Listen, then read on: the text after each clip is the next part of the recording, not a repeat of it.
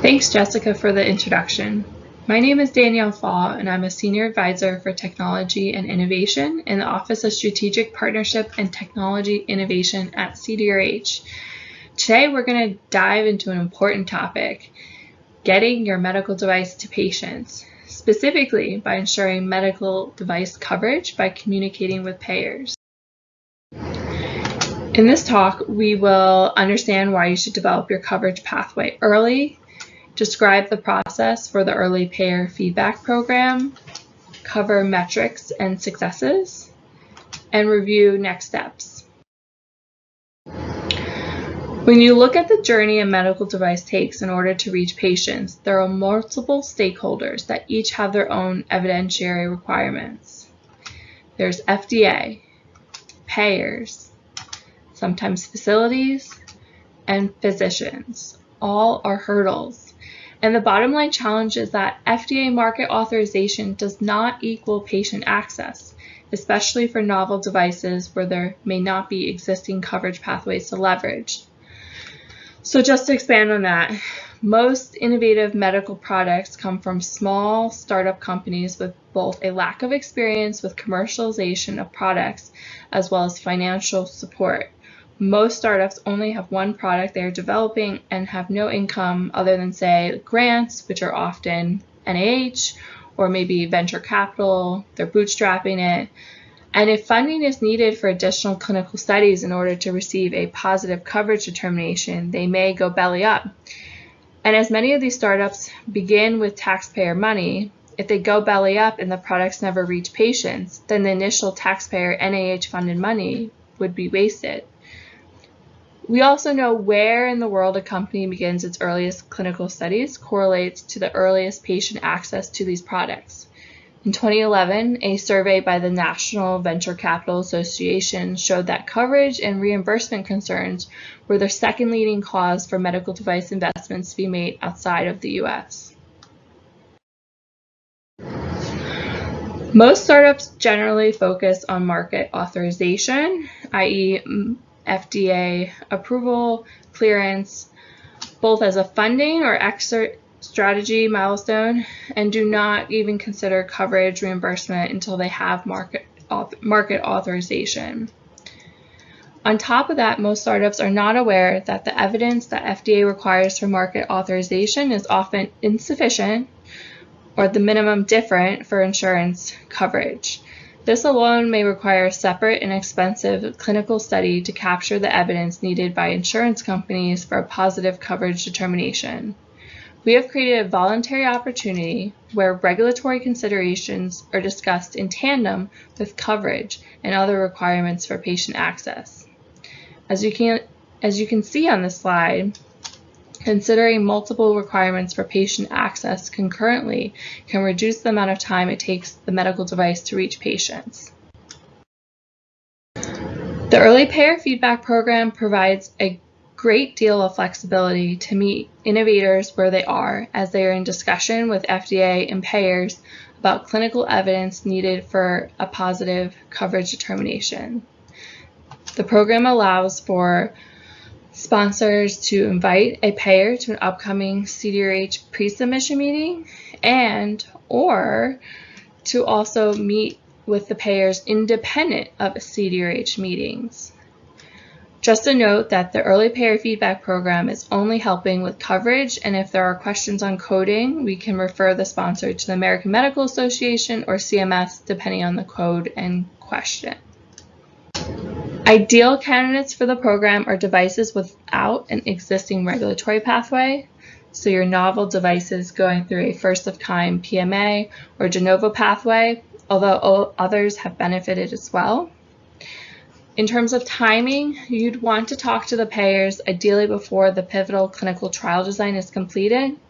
Once a company begins their pivotal clinical trial, it's very difficult to alter the design, and it's best to communicate with payers to learn their requirements early and integrate the information learned into the design. We are taking many initiatives to get the word out to innovators who would most benefit from the program and to shout this opportunity from the rooftops, and you can help with this too.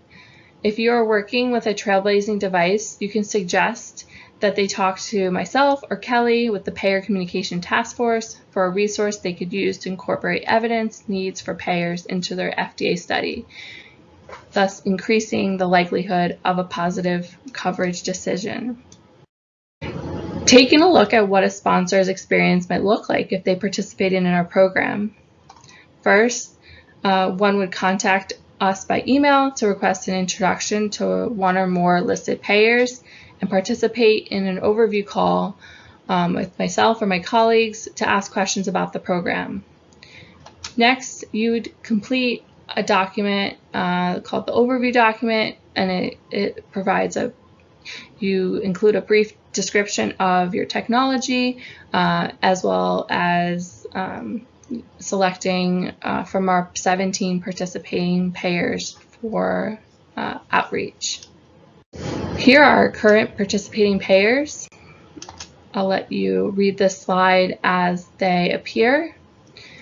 Our participating list can also be found on our webpage, which is linked at the bottom of this slide.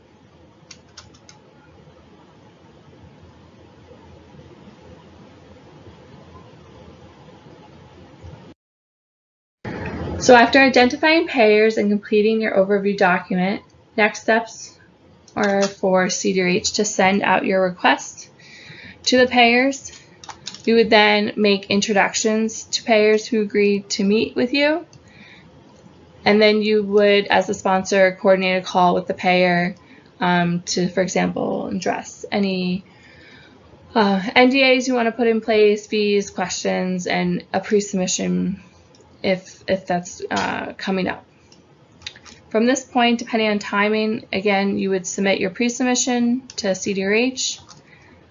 And also remember that you can invite payers to a pre-submission meeting, or we offer the flexibility for you to communicate with the payers in simply a teleconference without FDA present. As you can see, we've been growing over the past few years with around 150 total requests to the program.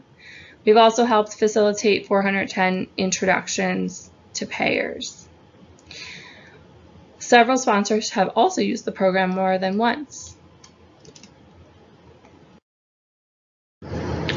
We've heard great things from companies who have participated in our program. In general, we've heard that they've received feedback on clinical design, health economic evidence, evidence needed for coverage, understand differences in perspectives, as well as opportunities for pilots and comments on devices for given populations. Based on the feedback, sponsors have, for example, used the payer as a clinical trial site, run a health economic study, modified the study design, and added real-world data to augment existing trials. Recapping the Early Payor Feedback Program. So CDRH has a voluntary program that introduces sponsors to payers to learn what evidence the payers may need for a positive coverage decision.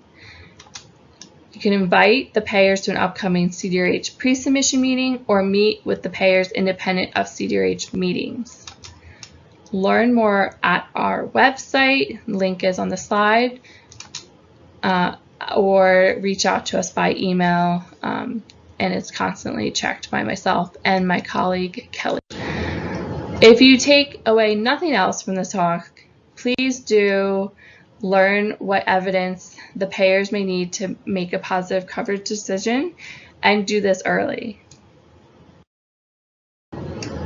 That concludes my presentation. I, as well as the rest of the CDRH presenters, will be back in just a moment to address your questions. Thank you.